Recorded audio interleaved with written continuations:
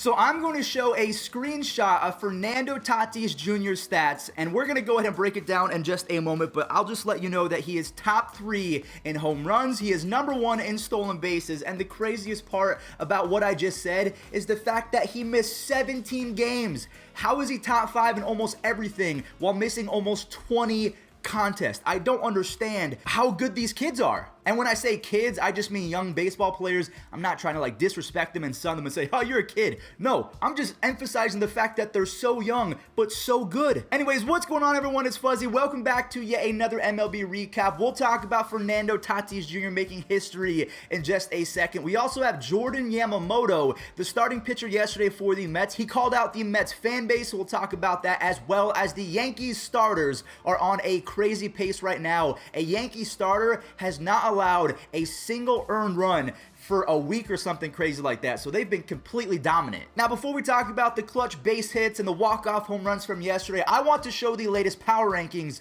from MLB Network, and you guys let me know in the comment section down below. Are you a fan of them? Are you not a fan of them? A lot of people have an issue with the White Sox being ranked above the Yankees because the Yankees pretty much just decimated the Chicago White Sox. Also, the Astros being ahead of the Rays is kind of a big-time question because the Rays are on a 10-game winning streak, whereas the Astros, they just got swept by the Rangers. So you guys have to let me know, is it a good list or is it a bad list? Alright, so we're going to go ahead and kickstart the video off by talking about all of the walk-off hits / home runs from yesterday. We have the Rockies versus the Diamondbacks. Trevor Story brings in the first run of the game, and then Daza makes a fantastic catch in center field as Josh Fuentes gets a very lucky RBI. It was supposed to be an inning-ending double play, but the second baseman did not touch the bag. You have Pavin Smith coming in to give the Diamondbacks a lead, so he crushes a go-ahead home run. The Rockies tied up, and that allows Trevor Story to write his own storybook ending with a walk-off home run as the Rockies win 4-3. The Rockies are pretty much unbeatable at home, whereas on the road, they're pretty much going to lose every single game.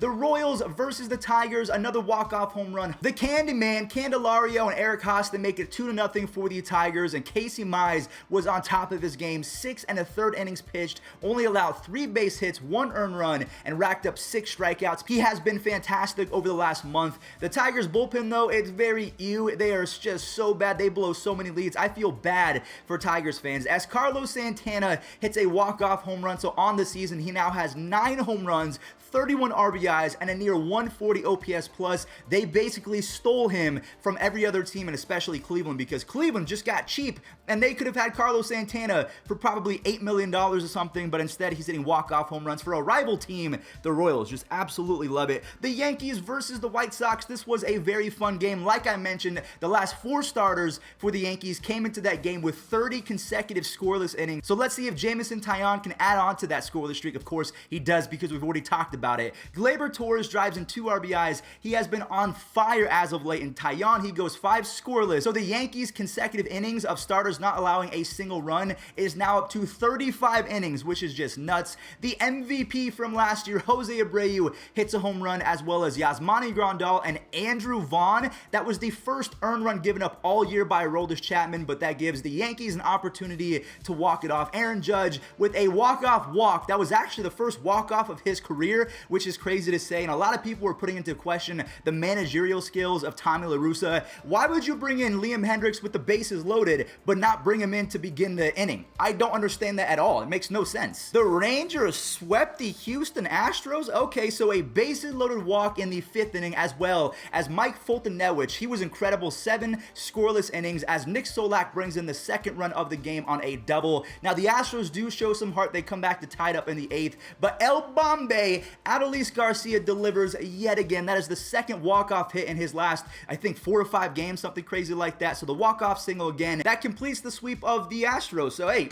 hats off to the Rangers. So I believe that's it in terms of walk-offs, but we still have a few more clutch home runs that I want to bring up. The Cubs versus the Cardinals. One funny note I do want to make is that the umpire, the home plate umpire of this game, he was younger than both Yadier Molina and Adam Wainwright, which is crazy to say. Nico Horner starts a fantastic double play, and Nolan Arenado answers back with some platinum defense of his own. Zach Davies was fantastic. 5 scoreless innings. The Cubs get out of a bases loaded, nobody out jam. Adam Wainwright on the other side, he goes goes 8 innings, only allows 1 hit, and doesn't allow a single earned run, as Javier Baez and Craig Kimbrell, they take care of the rest for the Chicago Cubs. So that was a big-time home run from Javier Baez, and Craig Kimbrell, he shuts it down. The Twins versus the Cleveland baseball team. Max Kepler, look at him right now. Wait, that's the wrong clip. I was showing Babe Ruth, because that's essentially Max Kepler versus any Cleveland team. So he goes yard, and then J.A. Happ, he settles down. He strikes out 10 different Cleveland hitters. You have Jordan Luplow tying it up on a safety squeeze, but then Kyle Garlick,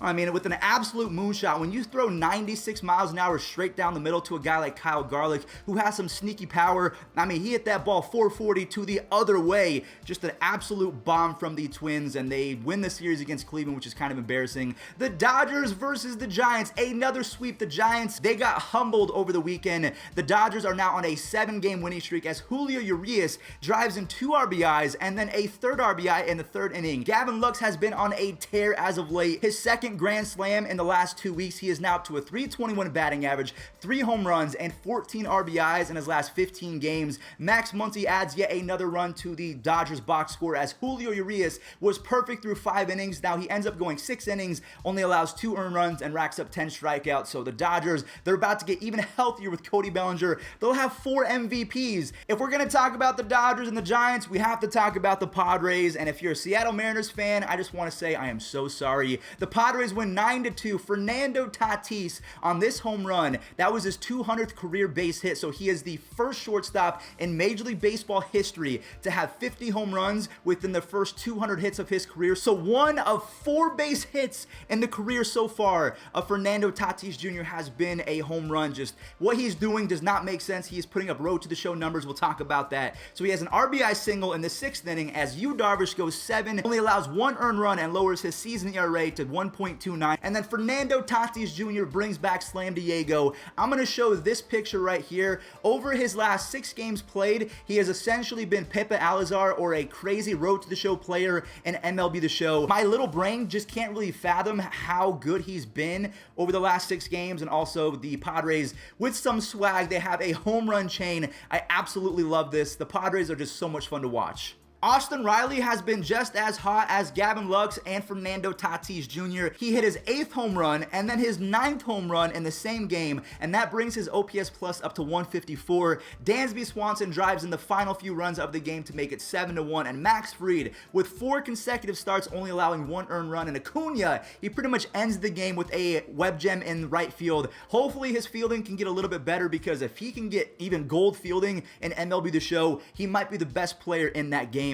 The Marlins versus the Mets, we have to talk about some unfortunate circumstances. We'll bring that up in just a second. So the starting pitcher for the Marlins, Cody Poteet, he drives in an RBI, and then Jazz, with some clutch hitting, he drives in a few more. Now Jordan Yamamoto, obviously it was a nightmare start, and it got even worse after the game, because apparently Mets fans were going after his wife. If you're a professional athlete, you know that you're going to get trolled in the DMs, but when you cross that line as a fan and you start going after family members, I'm sorry, but you're just a weird individual, and I would recommend not doing that anymore. Just, you know, a friendly tip from Fuzzy. So I really feel bad for Jordan Yamamoto. You guys can see what he said. Again, don't go after family members. It is just not cool. Miguel Rojas, he is so good up the middle, and Cody Poteet, he goes 7 innings of scoreless baseball. Just so good. The Marlins escape 5-1. The Brewers versus the Reds, Willy Adames. There we go. I know a lot of people were annoyed at the fact that I said Adames. So Willy Adames, I've been saying that for the last 3 years. I don't know why my brain kept saying Adames, but he drives in 2 RBIs on a single, and Avisail Garcia with a 2-run Oppo Taco. Jesse Winker hits a home run, so that was his 5th home run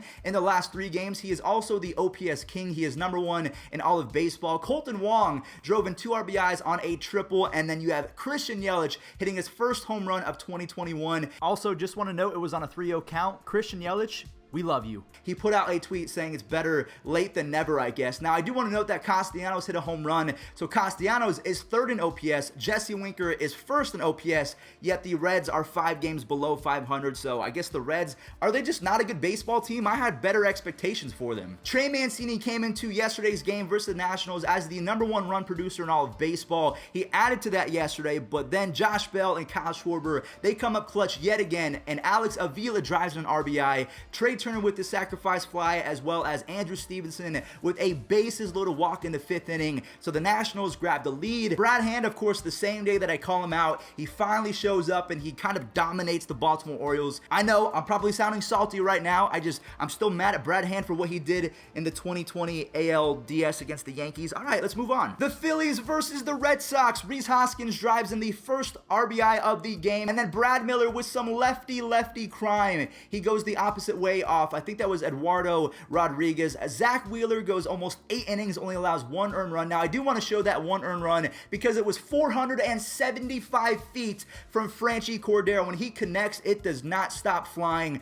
He has prodigious power. It's absolutely stupid. 6 times already, Zach Wheeler has gone 7 innings on the season, so he has been a workhorse. And then Odubel Herrera, that RBI, he drives his OPS plus up to 119, so he has been very good for the Phillies. And then the final 2 games, the Rays versus the Jays. Teoscar Hernandez hits a home run, and Hyunjin Ryu went almost 7 innings, only allowed 2 earned runs. And Grichuk, he gives the Jays a lead, but the Rays, they want that 10-game winning streak. That would completely implodes for the Jays, and 4 runs later, the Rays are up 6-4, and then JP Feyereisen gets the save, so he has been pretty good so far for the Rays, even though it's only been a few games. And then last but not least, the Angels, they complete a little comeback as well, just like the Rays. So the A's came into that game #1 in home runs, and Matt Olson and Seth Brown, they add to it. And Jared Walsh, the number 6 hitter, Jared Walsh, dating back to September 1st of last year, even more so than Shohei Ohtani, has been your 2nd best hitter. I'm not sure why you would bat him 6th, even though it's against a lefty.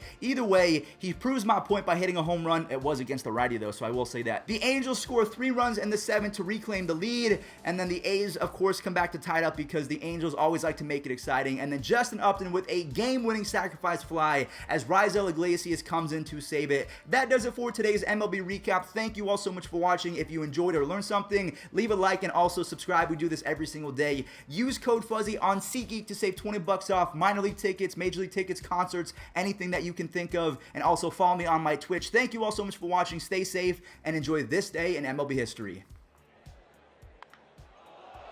Here's a swing and a shot deep to left, and Adam Wainwright has just hit his first big league home run. The first pitch to him by the left-hander, and I mean, he knocked about 4 seats out of the left field bleachers.